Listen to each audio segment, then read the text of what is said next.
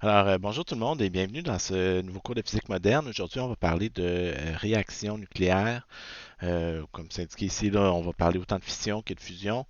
Au programme, on va parler de la bombe nucléaire, de la bombe atomique.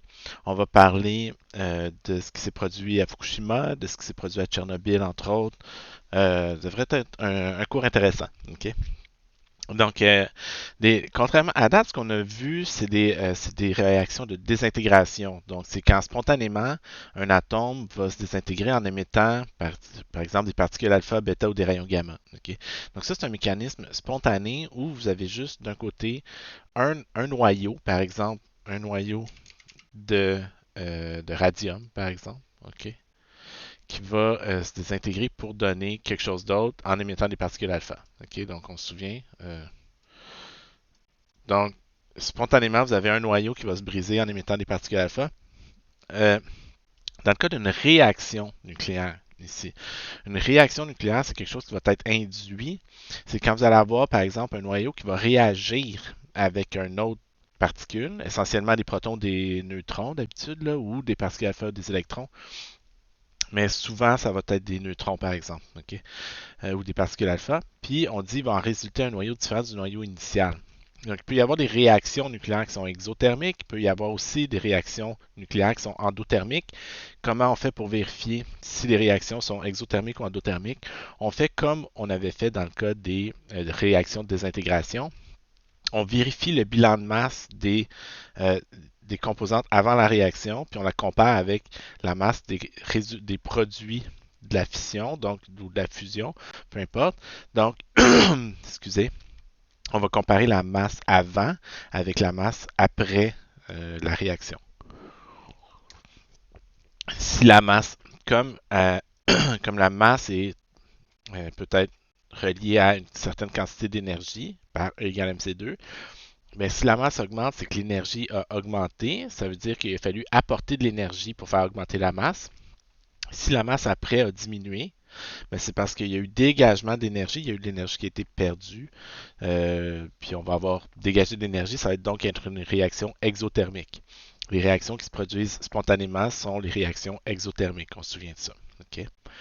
Donc, pour donner un premier exemple, on dit en janvier 1934, Joliot et Curie, donc la fille de Marie Curie, utilise une source de polonium pour bombarder une cible d'aluminium avec des particules alpha. Donc, on est encore à l'époque où euh, on shoot des particules alpha à n'importe quoi. Okay? Donc, autrement dit, c'est pas plus compliqué que ça. La physique nucléaire, souvent, c'est hey, j'ai quelque chose qui émet des particules alpha. Je pourrais essayer de shooter des particules alpha à tout ce que je connais. Okay? Donc, c'est ça, on passe à travers le tableau périodique, on expose n'importe quelle cible au rayonnement alpha pour voir ce que ça va donner. C'est littéralement de la recherche. Okay? On ne sait pas ce que ça va donner. Okay? Par contre, ce qui s'est produit à cette époque-là, c'est euh, on retire la source de polonium qui était près de l'échantillon d'aluminium. Ensuite, un compteur Geiger montre que la cible d'aluminium est devenue radioactive. Donc, ça s'était transformé en un isotope instable du phosphore qui n'avait jamais été trouvé dans la nature. C'est la découverte de la radioactivité artificielle. Donc, on a induit la radioactivité dans une cible d'aluminium. Donc, généralement, au niveau de la notation, on dit trouver la signification du point d'interrogation dans l'équation représentant la transformation de l'aluminium 27 en phosphore 30. Okay? Donc, au niveau de la notation, quand on dit 27 aluminium, parenthèse alpha, point d'interrogation, parenthèse 30 phosphore, c'est qu'on utilise une notation de ce type-là. Puis on peut voir ça comme étant juste une réaction bien standard, ok? Donc, c'est comme si aluminium et alpha étaient d'un côté de l'équation, puis point d'interrogation et phosphore étaient de l'autre côté de l'égalité. Ok? Donc, on a bombardé de l'aluminium avec des particules alpha. Ça a donné un phosphore 30 et un produit inconnu ici. Comment est-ce qu'on peut identifier le produit inconnu?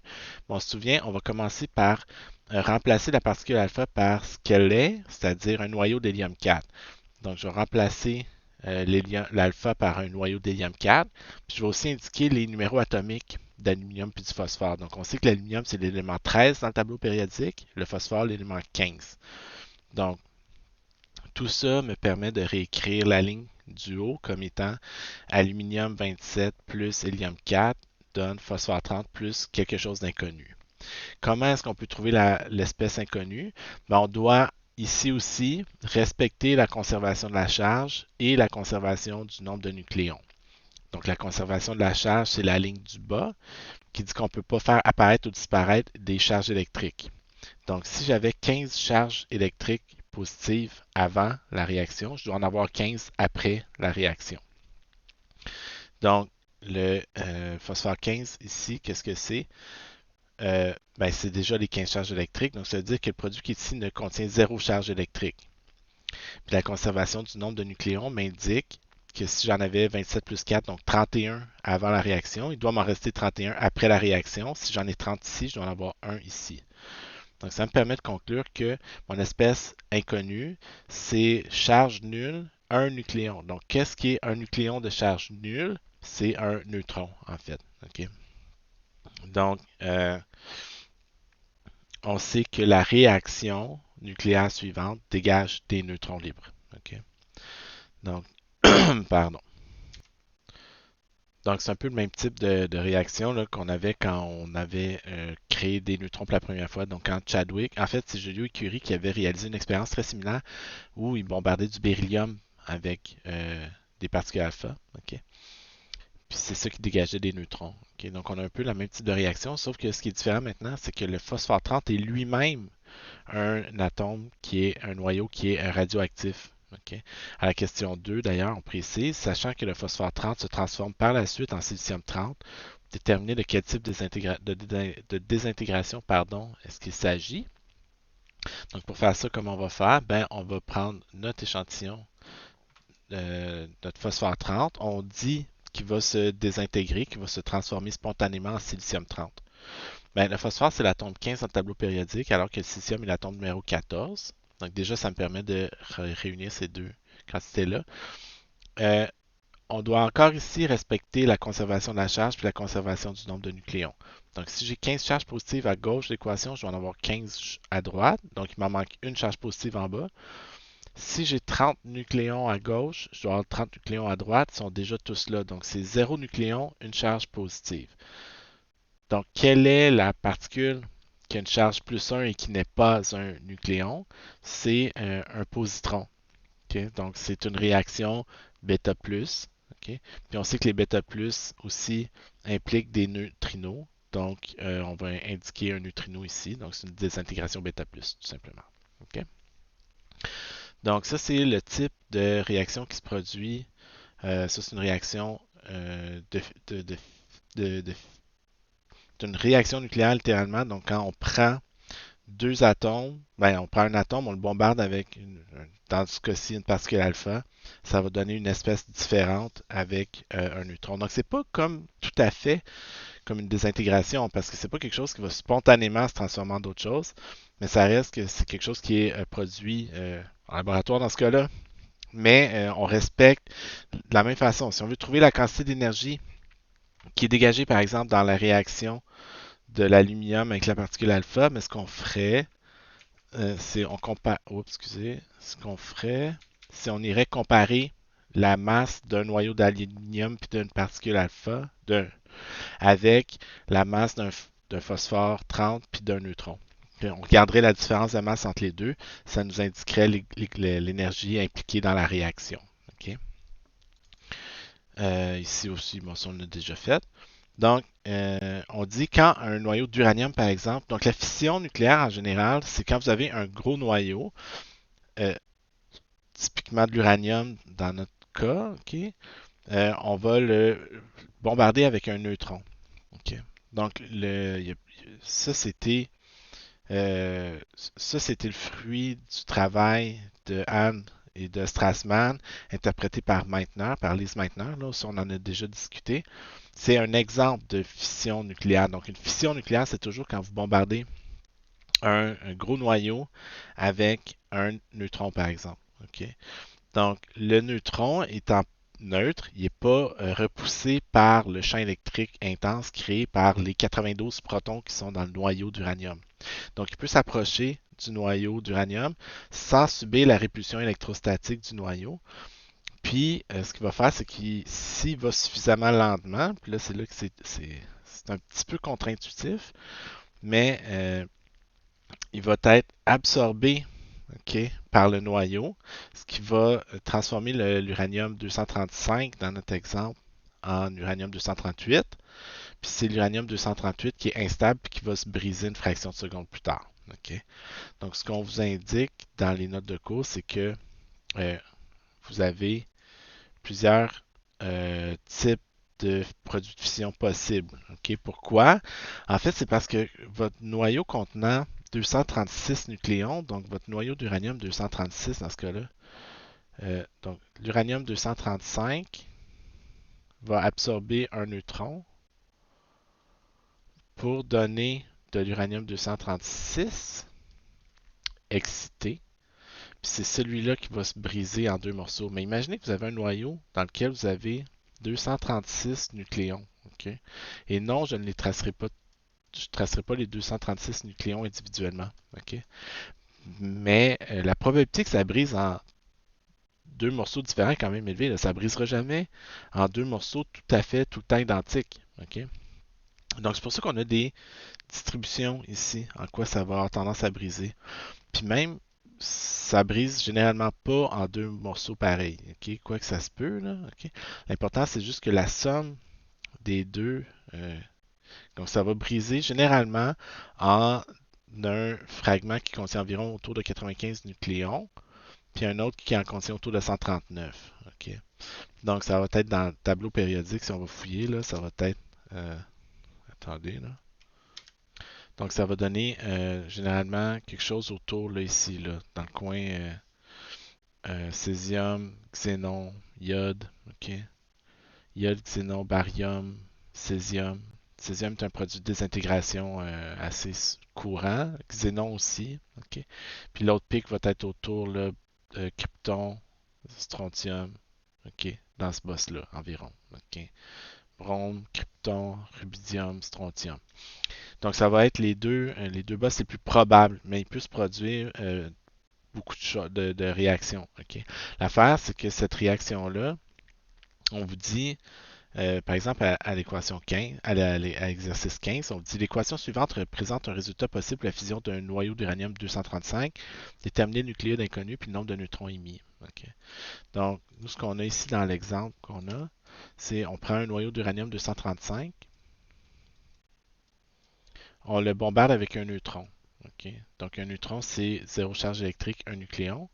Puis on vous dit, un des fragments, c'est un xénon, ok, 140. Puis le deuxième nucléide contient 94, ok, nucléons. Puis on dit que ça va aussi dégager des neutrons. Ok. Donc, si on veut respecter la conservation de la charge, on doit avoir 38 charges positives ici. Ok. Donc 92 moins 54 égale 38. Quel est l'atome? Le numéro 38, c'est le strontium. Ok. Puis, si on veut savoir combien de neutrons sont dégagés, ben, on doit respecter la conservation du nombre de nucléons. Donc, j'ai 236 nucléons en haut. Ici, j'en ai 234, il m'en reste donc 2. Ok. Donc, je vais avoir 2 neutrons de produits dans cette réaction-là. Donc, une réaction de fission nucléaire, c'est quand vous prenez un gros noyau, puis vous le brisez en deux morceaux. Ok. Les deux morceaux-là n'auront pas toujours la même dimension. Puis là, on donne un exemple où il y a deux neutrons qui sont produits par cette réaction-là, mais généralement, ce n'est pas toujours le cas. Ok. On vous dit même qu'en moyenne, on a 2,5 neutrons qui sont émis. Donc, si on fait, par exemple, toutes les réactions possibles de fission avec leur probabilité respective, on donne en moyenne 2,5 neutrons par fission d'uranium 235. Ok. Si on veut calculer la masse, la quantité d'énergie libérée pendant la fission ici, ben, c'est qu'on va comparer les masses avant avec les masses après. Donc, on va mesurer le delta M, qui va être la masse de l'uranium. D'un côté, la masse de l'uranium 235 plus la masse de 1 neutron. OK. Puis de l'autre, à ça, on va enlever la masse de mon xénon 140, la masse du strontium 94, puis 2 fois la masse d'un neutron. OK? Donc, on va calculer ce delta M là. OK? Euh, je l'ai ici en fait illustré. Là. Vous prendrez ça en note pour vous donner une idée. OK? Donc, c'est la ligne ici en bas. OK? Donc, la quantité de chaleur qui est dégagée, en fait, on prend le delta M, donc la masse de mon uranium 235 puis de mon neutron, ici, auquel on enlève la masse du xénon 140, la masse du strontium 94, puis 2 fois la masse d'un neutron. Ça me donne le delta M que je multiplie par 931,5 pour me donner la quantité d'énergie dégagée dans cette fission-là. OK? Donc souvent, ces neutrons-là, cette énergie-là va être emportée souvent sous forme d'énergie cinétique par les neutrons, OK? Entre autres. OK? Donc ça va donner des neutrons qui ont énormément d'énergie cinétique, qui sont très rapides. Ces neutrons-là vont généralement trop vite pour fissionner efficacement des noyaux d'uranium 235. OK? Donc ce que ça veut dire en français, c'est que si on veut se servir de ça pour fabriquer un réacteur nucléaire, par exemple, il va manquer des ingrédients parce que les neutrons, s'ils vont trop vite, ils vont littéralement traverser le noyau sans avoir le temps d'interagir avec le noyau pour forcer la fission. S'ils vont plus lentement, ils vont interagir plus longtemps avec le noyau, puis ils vont avoir une plus grande probabilité d'induire la fission nucléaire. Donc ça, c'est toutes des choses qui ont été euh, étudiées. Là. Je veux dire, la fission de l'uranium, on parle de 38, les travaux de Meitner, puis de Strassmann, puis de Hahn. Donc on est littéralement un an avant la Deuxième Guerre mondiale. Donc une fois qu'on a réalisé que c'était possible d'entretenir une réaction, parce que ça c'était l'idée entre autres de Léo Szilard, là, vous irez fouiller un petit peu, euh, on savait qu'on était capable de briser, par exemple, des noyaux d'uranium. OK? Ce qu'on voulait savoir, par contre, c'est est-ce que c'est possible d'entretenir une réaction? Parce que l'idée de Léo Szilard, pardon, c'était de se dire, est-ce qu'on est capable de trouver une réaction ou si on réussit à envoyer un neutron sur une cible, ben, la fission va dégager plus de neutrons que ce qu'elle consomme. OK? Autrement dit, si on veut avoir une réaction en chaîne, on doit produire plus de neutrons que ce qui est absorbé. OK? Donc, là a été le gros développement, à savoir est-ce qu'il y a des matériaux qui sont susceptibles de passer par là. Donc, il y a des équipes qui ont passé à travers l'ensemble du tableau périodique pour étudier en détail euh, la réaction de fission. Donc, à cette époque-là, ce qu'on faisait souvent, c'est qu'on prenait le même setup expérimental que juste avant d'embarquer là-dessus, pardon. On prenait le même setup expérimental euh, euh, que Chadwick puis Curie avaient fait en 32. Donc, c'est-à-dire, on prenait une cible de beryllium, on la bombardait avec des particules alpha, on savait que ça donnait des neutrons. Puis après, on prenait le flux de neutrons qui avait été créé ainsi, puis on s'en servait pour bombarder des cibles constituées d'à peu près n'importe quoi, puis on allait vérifier si on était capable de provoquer une réaction en chaîne comme ça. OK? Donc, on a réalisé que l'uranium 235, en moyenne, quand on brise un noyau d'uranium, ça dégage 2,5 neutrons. Donc là, on avait quelque chose qui était susceptible d'induire une réaction en chaîne. C'est pas la seule chose qui est possible d'utiliser, mais c'en est une qui fonctionne bien dans des conditions appropriées. Puis évidemment, là, on arrive avec deux développements parallèles. Soit on contrôle le rythme des réactions. À ce moment-là, on va parler d'un réacteur nucléaire, par exemple, où on veut contrôler le flux de neutrons dans notre réacteur pour avoir juste assez de réactions pour produire de la chaleur pour faire bouillir de l'eau, mais on ne veut pas non plus que ça s'emballe, on ne veut pas que ça se transforme en bombe. Donc on va artificiellement induire la fission de l'uranium à l'aide de neutrons, mais toujours en voulant garder le contrôle sur le taux de réaction, de façon à contrôler la production d'énergie dégagée par cette réaction de fission-là.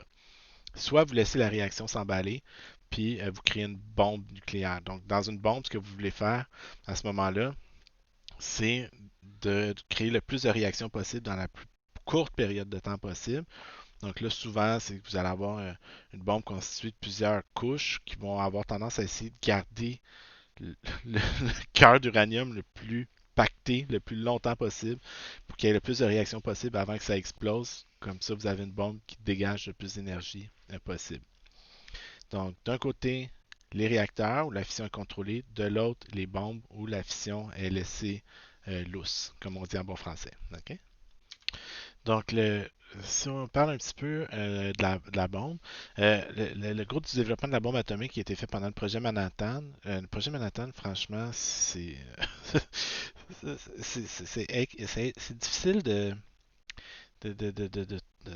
voir à quel point cette affaire-là impliquait autant de gens, autant de ressources, parce qu'on est passé très rapidement, même, par exemple, je vous dis, on fissionne l'uranium 235.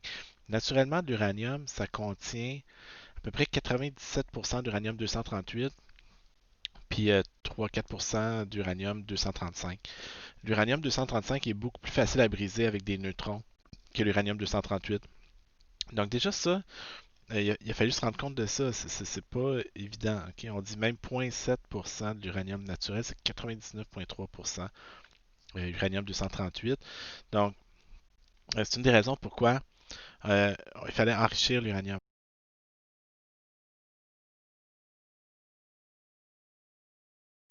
Donc, excusez, donc on parle d'enrichissement d'uranium. Vous avez peut-être déjà entendu parler de ça. Donc, euh, assez rapidement, on a compris qu'on pouvait créer des réactions en chaîne avec de l'uranium.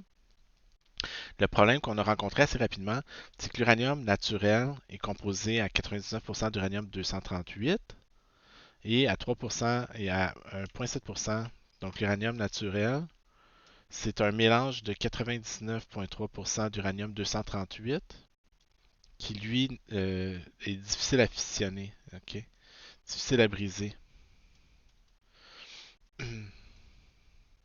Puis d'environ 0,7% d'uranium 235 qui lui est le bon. Ok, lui c'est celui que les militaires veulent. Ok, qui sert à fabriquer des bombes. Ok, donc typiquement même un réacteur nucléaire conventionnel, ça a besoin d'enrichir l'uranium jusqu'à peu près 4 à 5% d'uranium 235 pour fonctionner dans un réacteur. Donc, il faut trouver une façon de séparer l'uranium 235 et l'uranium 238, puis de concentrer l'uranium 235, de garder l'uranium 235, puis de se débarrasser de l'uranium 238. Donc, comment on fait ça? Mais c'est pas simple. OK? Puis, à l'époque du projet Manhattan, en fait, on a réalisé comme ces deux isotopes de l'uranium, ben, au niveau chimique, ils réagissent exactement de la même façon. Donc, il fallait séparer ça de façon physique. OK? Donc, souvent, ce qu'on faisait, c'était, on avait plusieurs façons de séparer, ok, physiquement les, euh, les deux isotopes. Donc, soit que c'est de la diffusion gazeuse, de la séparation mécanique dans les centrifugeuses ou dans des accélérateurs de particules. Comme ils n'ont pas la même masse, mais l'uranium 235 et 238 ne subissent pas la même accélération dans un synchrotron, par exemple, des trucs comme ça. Donc, c'est quand même assez... c'était quelque chose. Aussi, on a réalisé aussi qu'on pourrait, euh, pour faire des bombes, par exemple, utiliser du plutonium. Donc, du plutonium, mais dans le tableau périodique, le plutonium, c'est l'élément juste après, excusez, c'est ici, c'est un petit peu après l'uranium, mais on le fabrique par capture de neutrons. Donc, dans le fond, vous prenez l'uranium 238, puis vous allez coller des neutrons délicatement sur un noyau d'uranium 238, ce qui va faire augmenter sa masse. OK? Donc, il va passer d'uranium 238 à 239 à 240, ainsi de suite. Puis, il va subir des désintégrations bêta. Puis là, vous allez pouvoir fabriquer du plutonium comme ça en laboratoire en passant par le neptunium. OK? Donc, Uranus, Neptune, Pluton, vous avez compris. Le plutonium 239 a la propriété d'être aussi fissile que l'uranium 235. Donc, le plutonium 239 peut aussi être utilisé dans la fabrication de bombes. OK? Donc, comment fabriquer du plutonium 239? OK? Ben, c'est que vous allez utiliser ce qu'on appelle des réacteurs, je sais pas ce qu'en français, c'est des breeders qu'on appelle. Là. Dans le fond, c'est des réacteurs.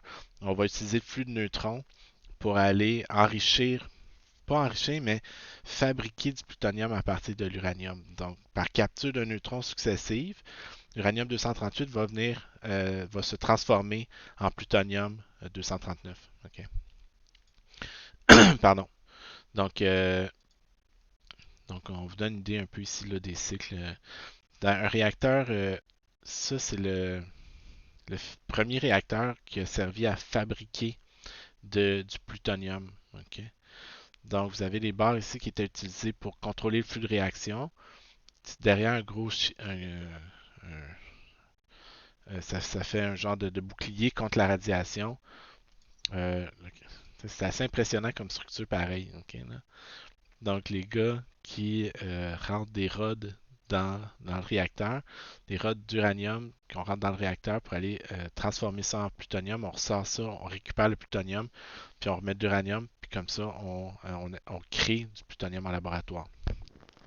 Euh, Évidemment, vous avez donc deux façons de fabriquer des bombes atomiques, si on veut. Vous pouvez faire des bombes atomiques à l'uranium ou des bombes atomiques au plutonium.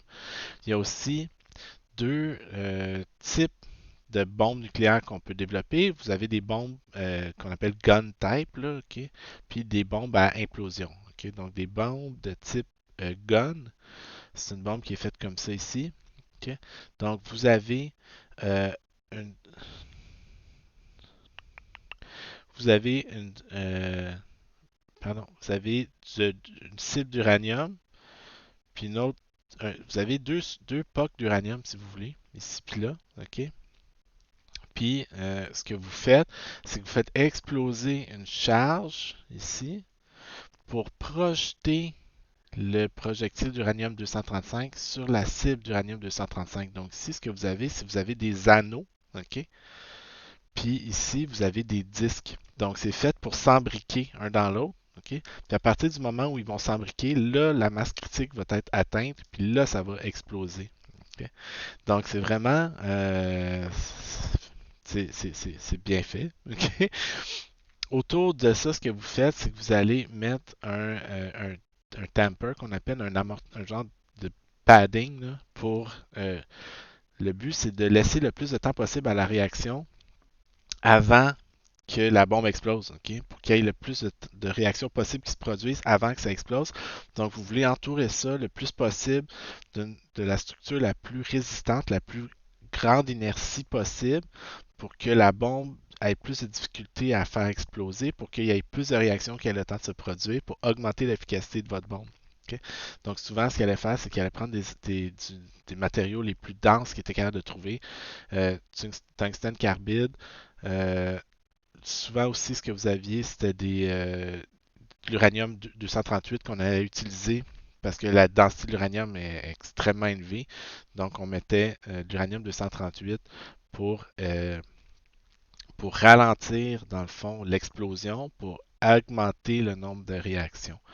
Donc, ce qu'on faisait, quand vient le temps de faire sauter la bombe, ben, on insérait une mèche, si on veut ici. On faisait exploser l'explosif conventionnel qui allait projeter la cible sur l'autre, qui allait briser la source polonium-beryllium qui produisait les premiers neutrons. Okay? Donc, vous avez des initiateurs polonium-beryllium. Donc, le polonium va produire des particules alpha qui vont entrer en collision avec le beryllium, qui vont dégager des neutrons, qui vont allumer la bombe littéralement. OK? Donc, il y a quelque chose ici là-dedans d'assez compliqué. Là, OK? Puis, ça, c'est le détonateur. Bon, c'est ça. Donc, ça, c'est une bombe à l'uranium. Et ils ont réalisé assez rapidement que ça ne pourrait pas fonctionner avec du plutonium parce qu'ils ne sont pas capables de séparer parfaitement les isotopes du plutonium. Puis, il y avait assez de plutonium qui était spontanément difficile pour provoquer des explosions prématurées des bombes. Donc, ils ont utilisé ce dispositif-là, mais uniquement avec l'uranium 235. Ça, c'est littéralement la bombe qui a sauté sur Hiroshima, celle-là, si je ne me trompe pas. Euh, tut, tut,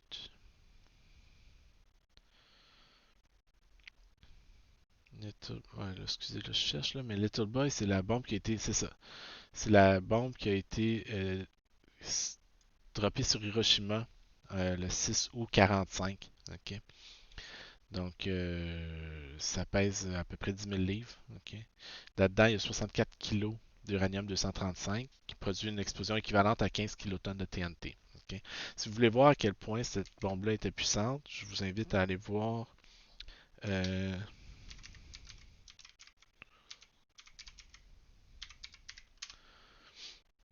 Nuke Map.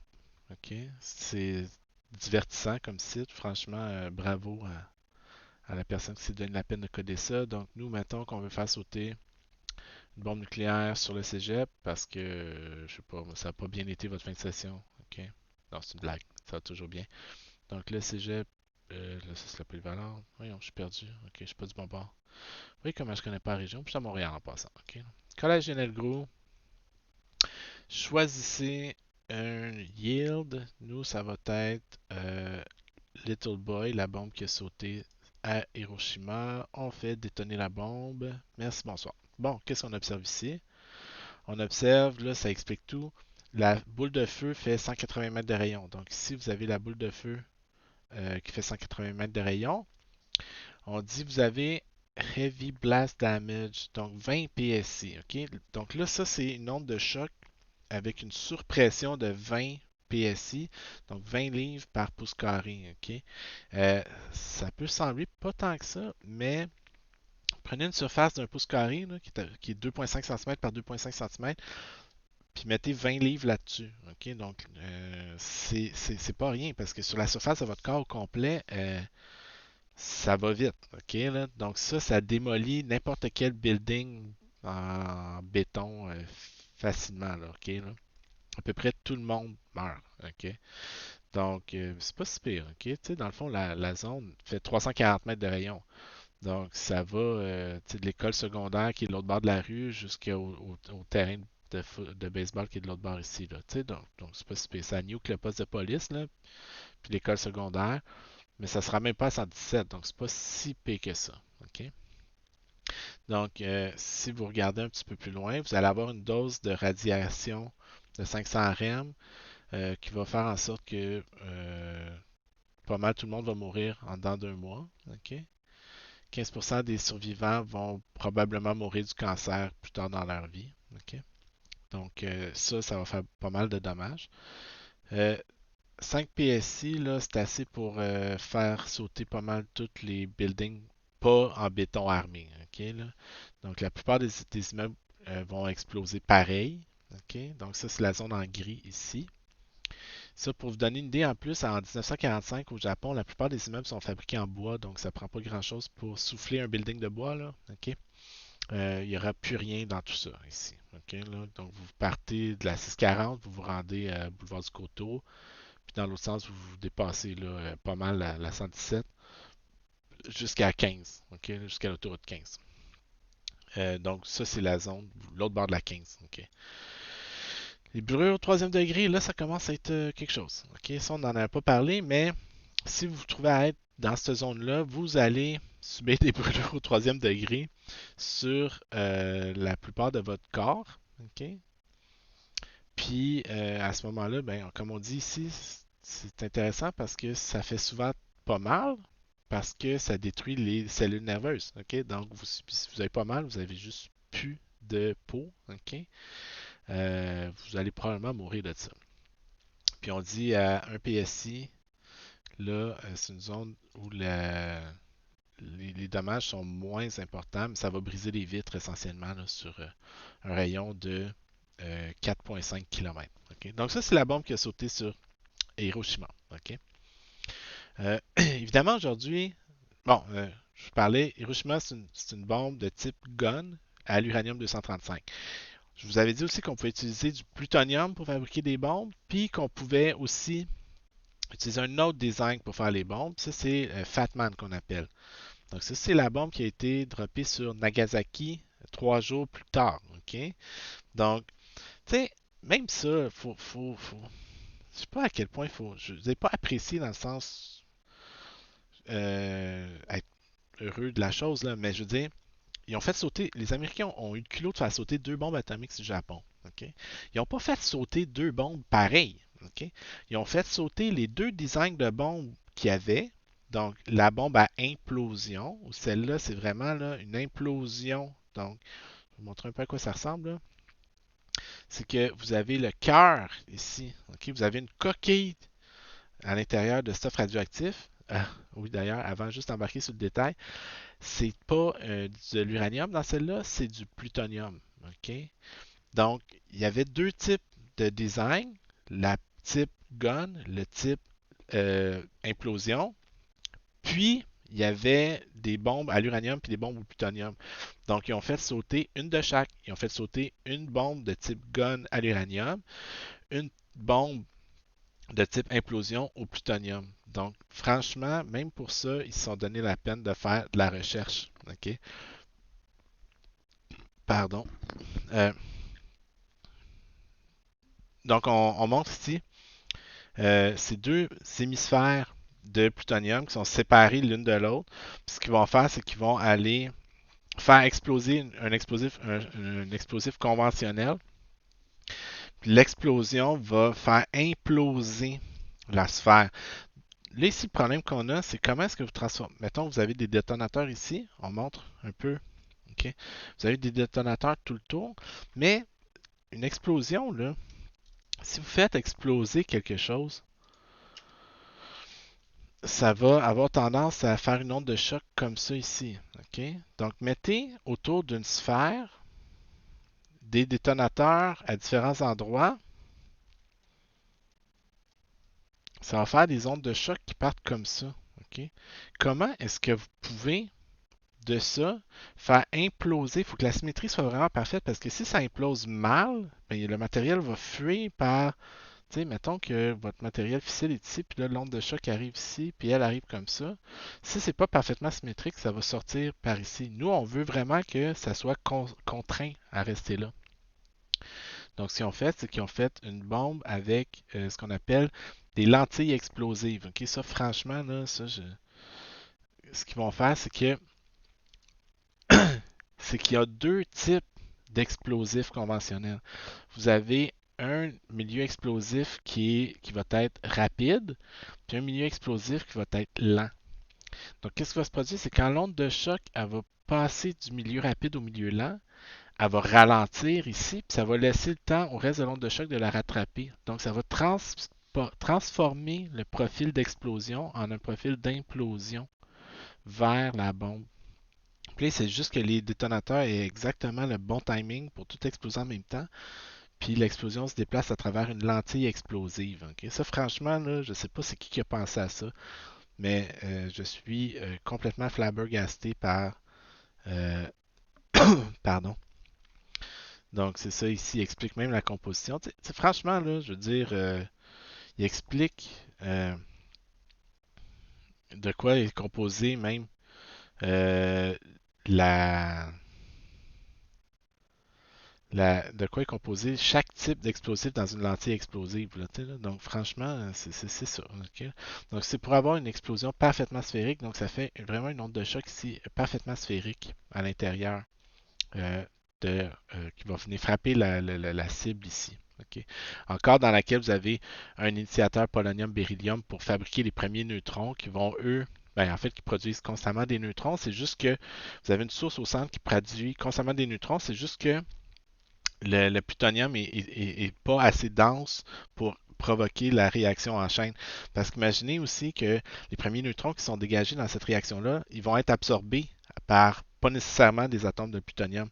Donc, si la densité d'atomes de plutonium n'est pas assez élevée, ben, les neutrons produits n'auront pas le temps d'aller briser d'autres noyaux de plutonium, donc ça ne va pas faire une réaction en chaîne. C'est juste quand la densité de plutonium est suffisamment grande. C'est pour ça qu'il y a une masse critique, en fait, dans une bombe. Vous ne pouvez pas faire des mini bombes nucléaires parce qu'il faut qu'il y ait une certaine masse critique. Il faut qu'il y ait que les neutrons aient le temps d'aller rencontrer d'autres plutonium ou d'autres uranium-235 pour induire la réaction en chaîne. Si la densité n'est pas assez grande, ça ne se produira pas. Donc ici, même affaire, vous encastrez tout ça dans une coquille en uranium 238. OK? Puis c'est fait pour contenir la réaction le plus longtemps possible. Donc la bombe Fat Boy, elle a sauté 3 jours plus tard, Fatman, pardon. OK? Son profil est légèrement différent. OK? Donc, c'est pas une très grosse différence. Little Boy faisait. OK? Donc, vous remarquez, là, une petite différence entre les deux. Ben, 5 kilotonnes d'ailleurs. Là, OK? Donc, c'est sûr que la bombe était plus puissante, donc l'explosion est un petit peu plus importante ici, mais la boule de feu fait 200 mètres de rayon. Ça, c'est les premières bombes à fission nucléaire. OK? On va parler de la fusion nucléaire un petit peu plus tard. Là. Je vais vous donner un scoop tout de suite. Aujourd'hui, on utilise des bombes à fusion. OK? Donc, les bombes à fusion qui sont les plus communément utilisées aujourd'hui, c'est des bombes d'environ 100 kilotonnes qui sont très, très communes. OK? Ça, c'est une bombe à fusion. OK? Donc là, ici, puis c'est pas la plus grosse. Là, OK? La boule de feu ici, si on compare avec euh, Little Boy, là, OK? Little Boy, la boule de feu ne se rendait pas là, mais ici, on avait la zone de destruction là, intense. Là. Là, ici, on fait sauter une W76. Ici, la boule de feu se rend à l'autre bord du poste de police, quasiment au terrain de baseball. OK, là. Donc, la boule de feu ici fait ça. OK? C'est beaucoup plus puissant. Beaucoup plus puissant. Les fenêtres sont soufflées jusqu'à Saint-Eustache. OK, là. Donc, ça, c'est typiquement là, les bombes qui sont utilisées aujourd'hui. C'est quoi la différence entre une bombe à fission et une bombe à fusion? Ben, la bombe à fusion, en fait, est composée souvent de plusieurs couches, entre guillemets, là, parce que pour avoir une bombe à fusion, il faut utiliser une bombe à fission. OK? Donc, laisse-moi juste 2 secondes. Donc, pour ce qui est de la bombe à fusion, là, donc ça, c'est la bombe à hydrogène qu'on appelle communément. Ça, pour donner une idée, le détonateur de la bombe à fusion, c'est une bombe à fission. OK? Donc, les bombes qu'on vient de voir, OK? C'est le détonateur de la bombe à fusion qui est en dessous. Ça c'était bon, pour revenir un petit peu dans le temps, on a développé les bombes à fission assez rapidement quand on y pense, OK? Parce que en 38, on a découvert les fissions d'uranium en laboratoire. En 45, on fabriquait des bombes qu'on a droppées sur un autre pays, OK? Qu'on a transportées dans des avions. Donc, moi, je trouve ça encore absolument invraisemblable là, comment ça s'est fait rapidement, OK? Donc, après, on a réalisé qu'on pouvait qu'on pourrait théoriquement utiliser la fission l'énergie produite par une bombe à fission pour provoquer l'implosion d'une bombe thermonucléaire. Donc, pourquoi on appelle ça une bombe thermonucléaire, une bombe à fusion? C'est parce que la température doit être beaucoup plus élevée pour induire la fusion du deutérium et du tritium, en fait, dans ce cas-là. Là, OK? Euh, on va aujourd'hui du lithium deutéride, là, OK? Donc, c'est ça qu'on utilise euh, dans des bombes à fission maintenant. OK? Pardon. Donc, on les appelle les bombes à hydrogène, les bombes H, les bombes à fusion, c'est toute la même affaire. OK? Donc, ce qui se produit, c'est quand la bombe explose en haut, puis le premier qui a eu l'idée de faire ça, ben, en fait, c'est lui qui a vraiment eu le bon. Edward Teller, ici. Bon, excusez, euh, on développe la bombe à fission, c'est Robert Oppenheimer qui est en charge du projet Manhattan. Donc, développer la bombe nucléaire, c'était la responsabilité de Robert Oppenheimer. C'est lui qui était le civil en charge du programme. Il y avait un militaire aussi qui était responsable, mais au niveau civil, dans les physiciens, autrement dit, c'était Richard Oppenheimer qui était le boss. OK? Vous aviez d'un autre côté Edward Teller qui était un autre physicien, OK, qui était fru, OK, parce que il se considérait aussi hot. Je veux dire, franchement, là, remettez-vous à cette époque-là, tous les graphiciens de l'époque ont travaillé sur le projet Manhattan. OK? C'est fascinant à quel point tout le monde travaillait là-dessus. Euh, Évidemment, si vous avez autant de monde, autant de personnalités fortes qui travaillent toutes dans le même projet, ben, c'est c'est assez impressionnant. Ça fait de l'ego au pied carré. OK? C'est ça que je veux dire. Donc, c'est tout du monde qui a des personnalités fortes, qui étaient tous des spécialistes, tous des chercheurs très réputés, qui travaillaient tous ensemble Fait que juste gérer les égos de tout le monde, ça devait être complètement ridicule comme job. Taylor a été longtemps excusez le français, là, mais en crise de ne pas avoir été mis en charge du projet Manhattan parce qu'il contestait la décision qui avait mis Oppenheimer à la tête du projet. Il voulait lui l'être. Puis il avait été mis de côté un petit peu. Il avait été directeur il avait été mis en charge d'un autre projet, mais il n'était pas en charge du projet Manhattan en tant que tel. Lui, il avait dans la tête de développer une bombe à fusion. Ok? Lui, s'était dit, bah, c'est bien beau la bombe à fission, c'est juste une petite affaire à côté de ce que pourrait être une bombe thermonucléaire, puis lui, il voulait travailler là-dessus. Mais Oppenheimer disait, non, non, non, non, nous, notre bombe, notre projet, c'est faire la bombe à fusion, la bombe à fission, la bombe à fission, let's go, on travaille là-dessus, puis oublie tes affaires. Euh, Taylor, lui, avait quand même l'intention de faire une bombe à fusion, mais il n'était pas capable d'y arriver par lui-même. Euh, Ce qu'il essayait de faire, c'était un peu comme des poupées russes, là. Donc, l'explosif conventionnel en haut. Après ça, une bombe conventionnelle, une bombe à fusion, à fission à l'intérieur. Puis là, lui, ce qu'il s'imaginait au début, c'était de faire augmenter la pression jusqu'à temps qu'on arrive au cœur où là, il y aurait l'hydrogène qui entrerait en fusion. Le problème, c'est que ça ne fonctionnait jamais. La bombe explosait tout le temps avant d'avoir la densité et la température requise pour allumer l'hydrogène au cœur.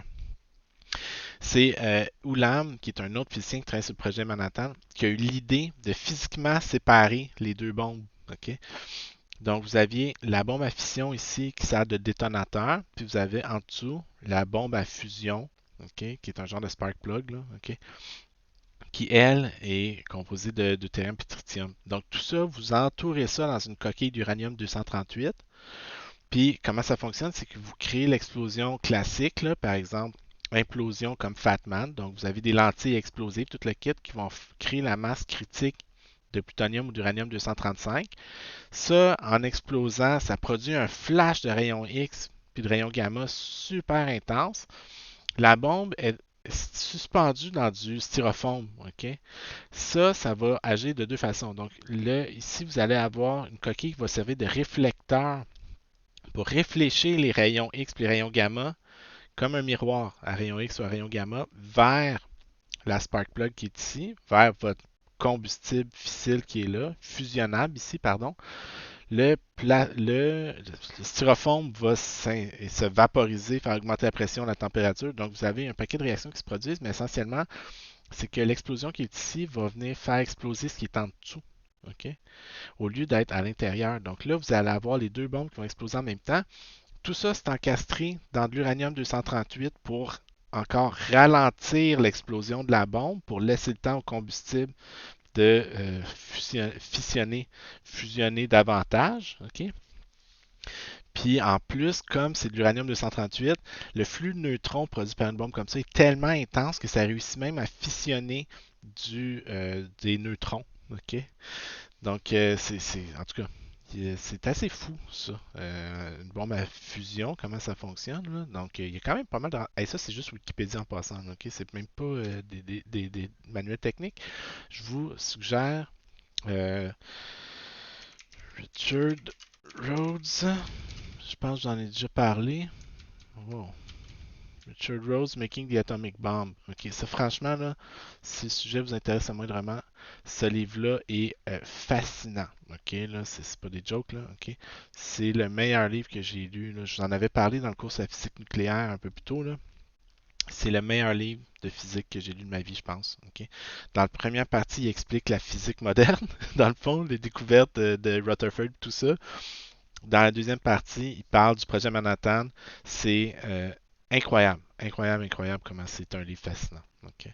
Donc, il va vous parler des conflits avec justement Teller, comme je vous disais tantôt, qui était vraiment un adversaire, là, littéralement. Là, en plus, ça c'est fou, ok? J'oubliais.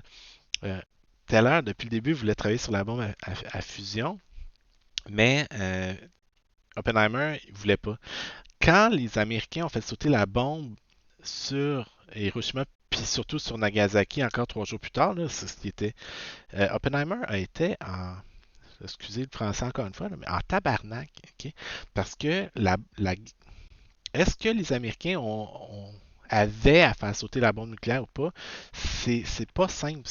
Il y a beaucoup d'historiens qui vont s'ostiner là-dessus. Il y a deux écoles. Il y a vraiment deux écoles de pensée qui s'opposent là-dessus. Il y en a une qui dit les Japonais avaient déjà virtuellement perdu. Ils avaient tout perdu le territoire qu'ils avaient conquis. Ils étaient pognés sur leur île, ils ne pouvaient plus faire grand-chose. C'était une question de temps avant qu'ils finissent par capituler. Là, on était à l'époque aussi où les Allemands ont déjà capitulé depuis un bout. Là. Fait que, la guerre tirait sur sa fin. Ok?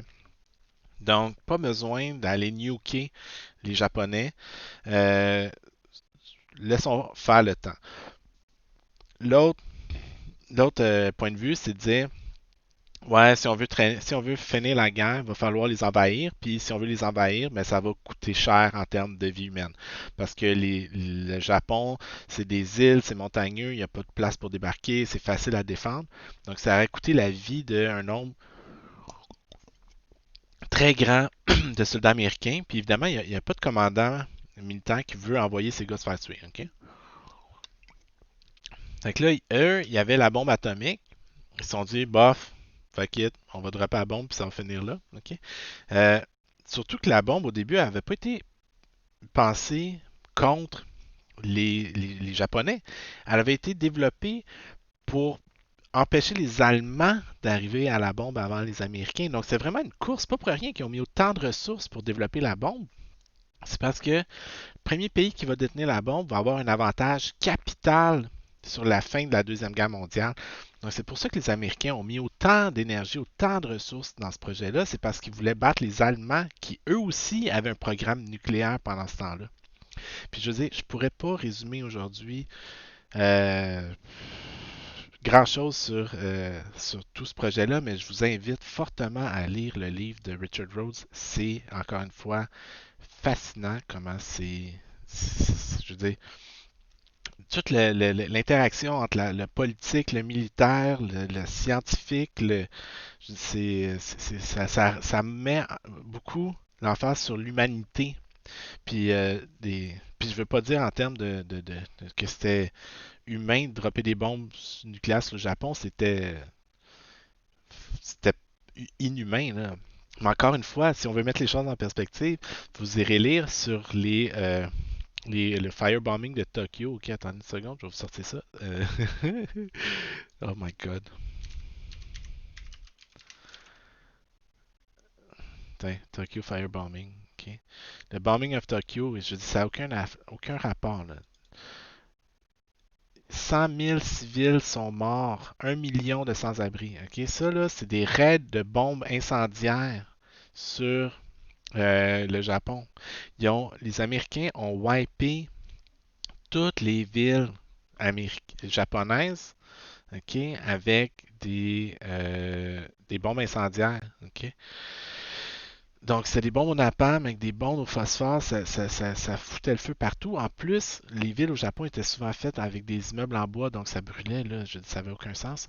Donc, il y a vraiment, euh, je veux dire, ça a tué beaucoup plus de monde que les bombes nucléaires. Donc, je veux dire, c'est ça qu'il faut aussi garder à l'esprit, ok? En tout cas, ça aussi, il y en a du stock. Il y en a du stock, c'est terrible, ok? Donc, oui, on finit par dropper la bombe sur le Japon. Pour revenir euh, Oppenheimer est en tabarnak. Puis là, quand vient le temps de l'après, bon, mais qu'est-ce qu'on fait? On a un gros laboratoire de recherche, tout le monde travaille pour nous autres, on est dedans, ça marche. Teller veut profiter du momentum pour développer la bombe à fusion. OK? Mais Oppenheimer veut pas. Oppenheimer, lui, est encore scandalisé par le fait que les Américains aient osé utiliser la bombe sur le Japon. Fait qu'il refuse de travailler sur le projet sur la bombe à fusion. À ce moment-là, on commence la chasse aux communistes à l'intérieur des États-Unis. Le macartisme commence à devenir quelque chose d'important. Teller dénonce Oppenheimer comme étant un espion à la solde des Russes, ou en tout cas à tout le moins quelqu'un qui collabore avec les Russes, sous prétexte qu'il ne veut pas développer la bombe à fusion, qui pourrait leur donner un avantage décisif dans la guerre froide qui s'installe contre l'Union soviétique. alors que l'Union soviétique travaille lui aussi sur la bombe pendant ce temps-là. Donc, euh, là, Oppenheimer perd sa job, perd ses privilèges et il se fait traiter de communiste, dans le fond, ce qui était quasiment pire qu'une peine de mort à cette époque-là, là, je veux dire, aux États-Unis, surtout quand tu as le background qu'Oppenheimer avait. Donc, Teller, à ce moment-là, ayant tassé Oppenheimer, se trouve à devenir le big boss, puis là, peut développer sa bombe à fusion euh, pendant ce temps-là. Donc, c'est fou. Moi, je trouve ça complètement fascinant comme sujet. Aujourd'hui, les bombes sont beaucoup plus efficaces que ça, je dirais. Là. Je veux dire, tu sais, OK, on se remet à l'époque. Fatman, 20 kilotonnes la bombe. OK? La bombe fait 10 000 livres. OK? Aujourd'hui, une tête W76, OK? À quoi ça ressemble? Une bombe W76 fait 100 kilos. OK? 100 kilos. OK? Pardon. OK. Puis, ben ça, bon, c'est les vieilles. Excusez. Donc, ils ont été fabriqués, les W88. Bon, sont actives là, présentement. Là. Ils en font encore. Ils en font encore. OK? À peu près 3400 ont été produites. OK? Ils ont fabriqué aussi des W88. OK? Donc, euh, on dit le primaire puis le secondaire. Donc, c'est le même principe. On sépare le primaire puis le secondaire. Donc, ça, c'est la bombe à fission. Ça, c'est la bombe à fusion qui est en dessous. OK? Donc, ça vous explique un petit peu là, comment c'est fait. En fait, ça, c'est la bombe à fission. Ça, c'est la bombe à fusion en haut, ici. OK, donc, c'est caché dans un petit cône. Ça fait à peu près, là, on dit, une tête W88, un physics package de 1,75 m par 55 cm. OK, pèse 200-300 kg, donc 600-700 livres. OK, ça, c'est une W88. Les W76 sont un petit peu plus petites. Mais en même temps, le Physics Package n'est pas si gros que ça. C'est des bombes qui sont compactes quand même. OK? Donc, je sais pas. Hmm. Donc, sont faites sur sont faites pour fitter en bon français sur des missiles Trident. OK? Donc, des missiles Trident, vous regardez ici, en fait, ça, c'en est une belle. OK? Donc, ça, c'est un missile Trident. Sur le dessus, vous avez plusieurs. Chaque truc comme ça est une bombe nucléaire. OK? Donc, vous tirez un missile, la tête du missile, le missile sort, un missile trident, là, c'est assez impressionnant quand ça sort de l'eau. Laissez-moi 2 secondes. Donc, un missile trident lancé d'un sous-marin. OK? Ça remonte à 2014. OK? Donc, le missile sort de l'eau, le moteur s'allume, le missile, après ça, s'en va vers sa cible. Il n'y a pas de différence entre un missile comme ça puis une fusée là, qui va lancer un satellite en orbite. Là, ok? Donc, le missile, une fois qu'il est lancé, qu'est-ce qui va se produire là? On ne le verra pas faire, là, mais ce qui va se passer essentiellement, c'est que sur le top du missile, vous avez ce qu'on a montré ici. Là. Vous avez, voyons, la tête qui est là ici. OK? Puis dans ça, vous avez 8, 10, 12, 14 bombes indépendantes. Donc après ça, une fois qu'il est au sommet de son orbite, le missile va lancer ces 8-10 missiles-là, ces 8-10 bombes-là sur autant de villes différentes. Puis chacune de ces bombes-là, c'est des W76, c'est ça que ça fait. OK? C'est des W88, comme on a vu tantôt. W88, ça fait un petit peu plus mal. OK? Donc ça, c'est la zone de brûlure au troisième degré. OK? La zone de brûlure au troisième degré va de l'autre bord de Bois-des-Filions jusqu'à Saint-Eustache, à peu près. OK? Donc ça, c'est brûlure au troisième degré. Puis ça, c'est les vitres. Puis ça, c'est la zone là où c'est. En fait, ce qui est c'est important, c'est une bombe thermonucléaire, ok? Donc c'est essentiellement la chaleur qui va faire du gros dommage parce que la radioactivité de cette bombe-là est pas si différente de celle de la bombe à fission parce que c'est pas du plutonium qui est la plus grosse affaire qui va sauter, c'est vraiment plus le fuel léger, le lithium deuteride dans ce cas-là qui va faire le gros du dommage. Puis les produits de fission de ça sont pas si radioactifs. Donc, les conséquences sont moins dommageables pour l'environnement ah, qu'une bombe à fission conventionnelle là, qui est plus polluante. En fait, ça le reste, là, mais je veux dire, autour, vous avez la boule de feu qui, de toute façon, fait en sorte que vous n'irez pas vivre là, anyways. Ok? Donc, ces missiles-là sont transportés dans des sous-marins à propulsion nucléaire. Donc, c'est des sous-marins de classe Los Angeles, si ma mémoire est bonne. Euh... Angeles class. Non, c'est pas. C'est des Ohio, excusez, je me trompe. Ok. Donc, ça, c'est les missiles balistiques. Ouais, c'est ça. Donc, comme je vous avais parlé, là, il y a 18 sous-marins actifs comme ça, ok? 14 qui transportent des missiles balistiques, puis 4 qui transportent des missiles de croisière. Donc, les missiles de croisière, c'est les gens des Tomahawk, là. Ceux-là sont pas super importants pour nous, mais c'est plus les 14 qui transportent des missiles balistiques, ok? Donc, les 14 qui transportent des missiles balistiques transportent 24 missiles Trident, puis chacun transporte entre jusqu'à 12 têtes W76, W88, comme on vient de discuter. Donc, combien de missiles sont transportés? Vous avez pardon, 14 sous-marins qui transportent chacun 24 missiles, qui transportent chacun 12 têtes nucléaires. OK? Donc, vous avez ça, c'est juste ce qui est transporté par les sous-marins. OK? 14 fois 24 fois 12. Hmm, ça peut pas. Bon, 4032. OK? Donc, vous avez 4032 bombes atomiques transportées dans 14 sous-marins qui sont constamment, on ne sait pas où. OK? Donc, à la question, ouais, mais c'est quoi le style de rapport d'aller mettre ça dans des sous-marins? OK? Mais je pense que j'en avais encore là glissé un mot l'autre jour, mais si vous voulez cacher des bombes nucléaires, OK? En fait, premier réflexe, vous voulez attaquer votre voisin qui a une bombe nucléaire, qu'est-ce que vous dites?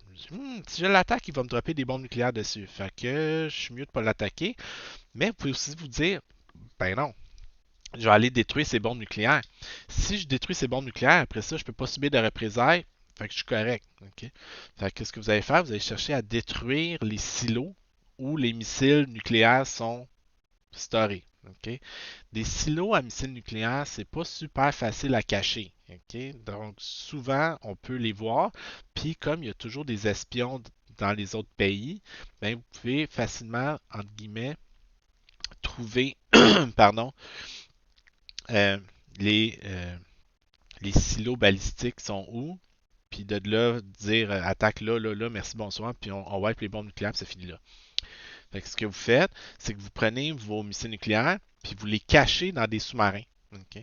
Puis les sous-marins, eux, se déplacent, puis sont indétectables. OK? Donc, chacun des sous-marins, les positions des sous-marins Ohio, c'est probablement les affaires les plus secrètes aux États-Unis. OK?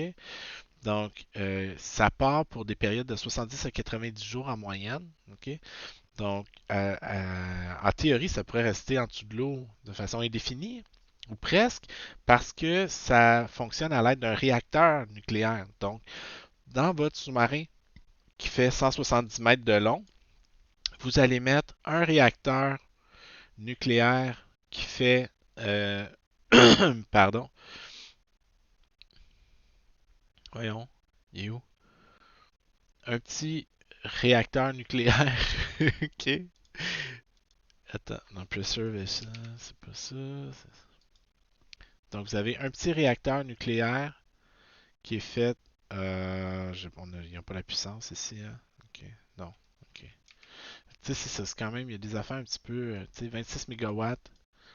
les turbines. OK, là. Donc, tu sais, ça dégage assez d'électricité. L'électricité sert à propulser le bateau, à purifier l'air aussi. OK, donc, puis, tu sais, vous faites de l'hydrolyse de l'eau, vous pouvez produire de l'oxygène. Donc, vous êtes capable de fabriquer de l'oxygène au fur et à mesure. Vous êtes capable de recycler l'air dans le sous-marin. Vous êtes capable de produire de l'eau potable. Tu sais, je veux dire, une fois que vous avez de l'électricité en masse, il n'y a plus de problème. OK? Euh, Puis on dit la portée ou le range, c'est limité par la bouffe que vous êtes capable de transporter, aussi par le fait que votre staff va virer fou à un moment donné s'il passe trop de temps dans un sous-marin. OK? Donc, c'est ça. OK? Donc, vous mettez vos missiles là-dedans, vous promenez. Donc, chaque missile est capable de nuker une bonne partie de la planète. OK? Bon matin tout le monde. OK? Donc, en tout cas, ça vous donne un petit peu une idée, là. Ça, c'est des bombes à fission ou des bombes à fusion, là. Mais juste pour... ça, c'est ce qui se produit quand vous avez une bombe qui va exploser sur quand vous tirez des bombes sur un autre pays, par exemple. OK? Donc, en termes de développement, ça s'est fait très rapidement dans l'histoire humaine. Le problème, c'est qu'on ne pense plus, on pense pas activement à ça. Là. Tu sais, personne ne se lève le matin en ayant peur qu'il y ait une bombe nucléaire qui sorte sa gueule, là. Mais le risque n'est pas disparu, puis il est plus grand que jamais. Il y a plus de pays que jamais qui ont la bombe nucléaire présentement. Euh, il y a encore des pays qui travaillent activement à la développer. OK? Une des raisons pour ça, c'est que je pense que vous en avez aussi déjà glissé un mot. Par exemple, prenez des pays comme l'Iran, qui sont des exportateurs de pétrole, qui vendent du pétrole à plein de pays, entre autres qui ont de la bombe nucléaire. C'est pour assurer leur défense. OK? Il n'y a pas un pays qui s'est fait envahir, il n'y a pas un pays détenteur de l'arme nucléaire qui s'est fait envahir. Jamais. OK? Donc, la meilleure garantie que les Américains ne viendront pas t'envahir, c'est encore et toujours d'avoir des bombes nucléaires. OK? Check, même le crackpot en Corée du Nord réussit à faire chanter les États-Unis parce qu'il y a la bombe nucléaire. OK? Donc, c'est ça que ça prend. OK? Encore aujourd'hui. Je veux dire, c'est pas un jugement que je porte ici. Là. C'est comme c'est le même. OK? Tu as des bombes nucléaires, bravo mon grand, tu te feras pas écœurer par personne. OK? Donc, ça sert de motivation à développer la bombe nucléaire. OK? Évidemment, je ne suis pas un gros défenseur de. Je ne veux pas défendre ça, là, ok? Mais s'il n'y avait pas de bombe nucléaire sur la Terre, on serait beaucoup mieux. D'ailleurs, pour revenir à ça, quand je vous parlais de ce projet Manhattan, Niels Bohr, qui travaillait essentiellement pour les Américains, il a toujours été un peu en retrait de ça, par exemple. Lui, il était plus, bon, il était plus âgé aussi à ce moment-là, mais il a toujours été un peu plus en retrait, puis lui était un gros fan. Il voulait que l'information soit partagée avec les Russes. Il voulait que tout le monde ait accès à la même information, comme ça, il n'y aurait pas eu de course à l'armement. OK? Si tout le monde a la même information, la violence symétrique n'a pas jamais réglé de problème. Donc, ça aurait évité des courses à l'armement. Puis, ben, on connaît l'histoire. Hein? Il n'y en a pas eu de partage d'informations et il y a eu quoi sinon une course à l'armement. Donc, il y a beaucoup on pourrait en jaser tellement longtemps de ça. Je vous suggère encore une fois. Juste pour la petite. Ça, c'est des petites bombes transportées par des missiles sous-marins, OK? Mais les bombes les plus importantes, Ivy Mike, la première bombe à hydrogène qui a été testée, OK? Donc ça, c'était le test qu'on appelle Trinity. OK? Ivy Mike, pardon, Trinity, c'était la première bombe donc, la première bombe, Trinity, c'est le premier test nucléaire. Excusez, là, je me trompe un petit peu, là. OK. Il est où? Le test de Trinity, c'était la première bombe. Mais on parle de Ivy Mike, c'est la bombe à fusion, là, c'est ça. Donc, la boule de feu. OK. La boule de feu part de. Eh boy, c'est dur à voir. Le club de golf de Rosemère, puis se rend jusqu'à bien passé la 117. OK. Là. Euh, La 15 est ici, là. OK, là. Donc ça, c'est la 15. Le club de golf de Rosemère est là. La boule de feu. OK, ça, c'est la boule de feu. C'est pas la zone où il n'y a plus de vitres. OK, là. Donc, ça va de Laval à Saint-Jérôme. OK, non, pas Saint-Jérôme, là, mais Saint-Janvier. OK. C'est ça. OK. La plus grosse bombe qui a été testée. OK? C'est la Tsar Bomba. Ça a été testé. OK? La boule de feu, encore une fois, je reste là-dessus. Là. Juste la boule de feu va de Lorraine à. Écoutez, là, ça n'a pas de rapport, là, cette affaire-là. Là. Donc, c'est ça. OK. Les brûlures au troisième degré, on parle de un rayon de 60 km. Un rayon de 60 km autour, pardon, autour du cégep. OK. Vous avez des brûlures au troisième degré sur une partie très. Vous allez essentiellement mourir. OK? Donc, c'est encore un enjeu. Encore un enjeu à ce jour. Les, euh, l'arme nucléaire, là, ok, ça, c'est des missiles chinois là, qui transportent ça. D'ailleurs, puis juste avant de terminer là-dessus, pourquoi l'importance du Sputnik, l'importance de la course à l'espace, ça vient de où tout ça? En fait, c'est que si on remonte à la fin de la Deuxième Guerre, les Allemands sont les seuls à avoir des fusées. Ok? Donc, vous avez. Euh, euh, je cherche son nom parce que je le cherche, là. D'habitude, je le connais. Euh, Voyons, 2 secondes. Vous avez Werner. Ok, c'est qui était en charge du développement du programme spatial américain après la guerre? C'était Werner von Braun. Ok, merci Mathieu. Ok, donc Werner von Braun. Euh, c'est intéressant son cas parce que c'est lui qui était l'ingénieur en chef du programme de fusée allemand. C'est lui qui a fabriqué les V2 qui bombardaient les Anglais pendant la Deuxième Guerre. Euh, mais il a été, après la Deuxième Guerre, il a été déporté, transporté aux États-Unis avec à peu près, on dit ici, 1600 scientifiques allemands, ingénieurs, techniciens. OK? Puis ils se sont fait offrir des jobs par l'armée américaine. OK? Puis ils en sont venus à fabriquer les premières fusées pour les Américains. OK? Donc, c'était tous des nazis. Ben, attends, on dit c'était tous des nazis. Excusez, je ne veux pas rire de ça, mais c'est juste, c'est fascinant. OK? C'est juste parce qu'ils étaient capables de fabriquer, puis ils étaient les seuls au monde à être capables de fabriquer des fusées. OK? C'est pour ça qu'ils ont eu des jobs comme ils ont eu. Ils étaient nazis, il y a eu les procès Nuremberg, il y a eu, les nazis étaient jugés après la guerre. Eux ont réussi à s'en sauver essentiellement en se faisant. Les Américains avaient besoin d'eux, puis ils ont dit comme ouais, ben tu sais, Von Braun, c'est un nazi, mais il était obligé d'être nazi, sinon il n'aurait pas pu travailler. Fait que tu sais, c'est pas de sa faute à lui. On a besoin, ah ouais, ouais, ouais, viens travailler chez nous. Puis il a refait sa vie aux États-Unis, ce qui est quand même pas si mal comme comment dire, comme conséquence pour ses actions, ok, parce qu'il a quand même tué des Anglais pour les nazis pendant la Deuxième Guerre mondiale. Ok. Donc, ce gars-là, je veux dire, vous irez lire là-dessus. C'est ça, c'est fou, c'est fou, c'est fou, c'est fou, c'est fou. Ok.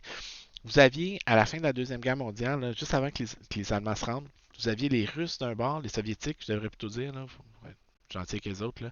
Les Soviétiques d'un bord de Berlin, les Américains qui poussent vers Berlin parce que leur but, c'est d'être les premiers à arriver à Berlin pour mettre la main sur les scientifiques allemands. Ça valait une fortune. OK? Donc, euh, pardon. Donc, il y a beaucoup d'humains là-dedans. OK? Donc, juste pour terminer là-dessus, euh, on ne séparera jamais l'humain de la science. Tu sais, la science, c'est pas fait par des robots, c'est fait par des humains. Les humains sont soumis à plein de pressions, plein d'influences, pas toujours positives.